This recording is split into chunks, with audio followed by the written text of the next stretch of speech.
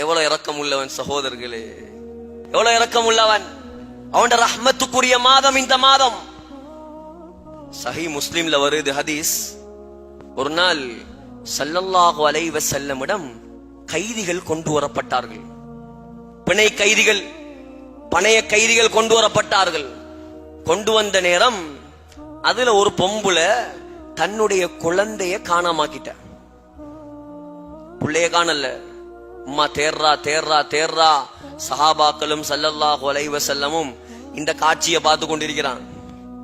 கொஞ்ச நேரத்துல புள்ள கிடைச்சிட்டு, கிடைச்சதோட அந்த தாய்க்கு வந்த சந்தோஷம், அப்படியே அந்த புள்ளைய தூக்கி வாரி அள்ளி எடுத்து முத்த மலைகளால் அந்த குழந்தையை குளிப்பாட்டி பால் கொடுக்க ஆரம்பித்தாள். ஸல்லல்லாஹு அலைஹி வஸல்லம் சஹாபாக்கள்கிட்ட கேட்டாங்க, ஏ தோழர்களே, ஏ தோழர்களே, நண்பர்களே, இந்த தாய் இந்த குழந்தைய நெருப்புல போட விரும்புவாளா? யா ரசூலல்லாஹ், எவ்வளவு இரக்கம், எவ்வளவு பாசம், எவ்வளவு அன்பு. இந்த புள்ளைய இந்த அருமையான தாய் நெருப்புல போடுவாளா யா ரசூலல்லாஹ்? சொன்னாங்க, இந்த தாயுடைய அன்பு உங்களுக்கு விளங்குது. எங்கட அல்லாஹ் எப்படி அன்புள்ளவன் தெரியுமா? லல்லாஹு அர்ஹமு பிஇபாதிஹி மின் ஹாதிஹி பிவலதிஹா. இந்த தாயை விட அல்லாஹ் பல மடங்கு எங்களோடையும் உங்களோடையும் இரக்கம் உள்ளவன்.